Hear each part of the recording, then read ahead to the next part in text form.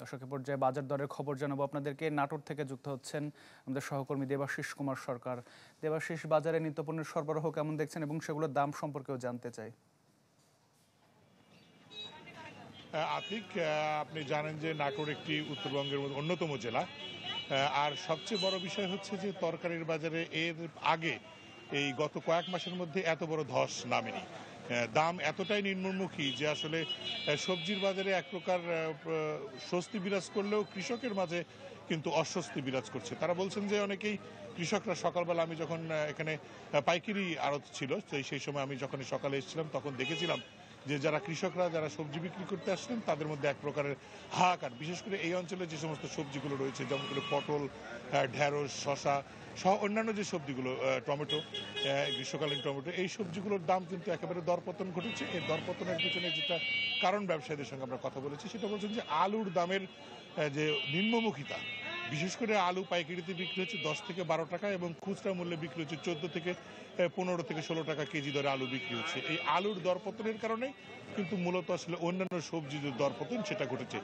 এছাড়া সবজির বা পাশাপাশি যে আপনি যদি মশলা জাতীয় যে পণ্যেরগুলোর কথা যদি ধরি, বিশেষ করে পেঁয়াজের দাম কিন্তু গত সপ্তাহে আগের সপ্তাহে 40 টাকা বা 30 টাকা কেজি থাকলে এখন একটু বেড়ে 45 থেকে 50 টাকা পর্যন্ত কেজি দরে বিক্রি হচ্ছে। রসুনের দাম অপরিবর্তিত রয়েছে, আদা 80 থেকে 100 টাকা কেজি পর্যন্ত বিক্রি হচ্ছে। আর কাঁচামরিচের দাম যেটা গত সপ্তাহে 50 থেকে 60 টাকা কেজি ছিল, সেটা নেমে এখন 40 টাকা থেকে 45 টাকা কেজি ধরে খুচরা বাজারে বিক্রি হচ্ছে।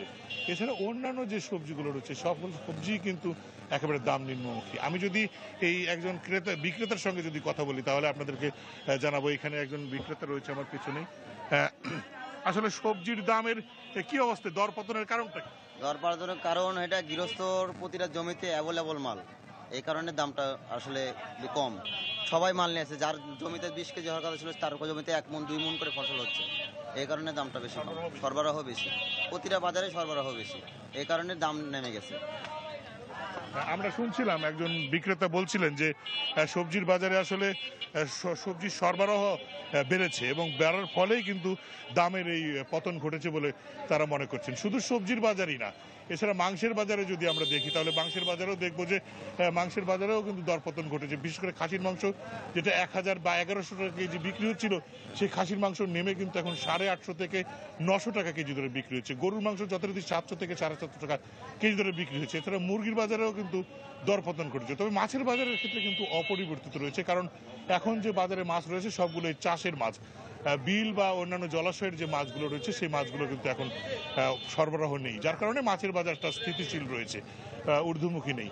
তবে সবজি বাজারের এই দরপতনের পিছনে কৃষকরা বলছেন যে কৃষকদের সরবরাহ বাড়লেও দোকানিরা যেমনটা বলছিলেন যে আসলে সরবরাহ বেড়েছে এবং কৃষকদের উৎপাদন বেড়েছে গ্রীষ্মকাল হয়। তবে বৃষ্টিপাত না থাকা এবং অন্যান্য বিষয়গুলোকে কৃষক বলছেন যে ওষুধপত্রের দাম বেশি, যেহেতু ফসলের দাম তারা পাচ্ছে না, কিন্তু কৃষি সামগ্রীর যে দামগুলো সেগুলোর দাম কিন্তু বেশি রয়েছে। এই জন্য বেশি উৎপাদনে তার ক্ষতির মাত্রাটা কমছে না। আতিক, আসলে এই ছিল বাজারের সর্বশেষ পরিস্থিতি। ঢালাইয়ের সেরা প্রিমিয়ার সিমেন্ট।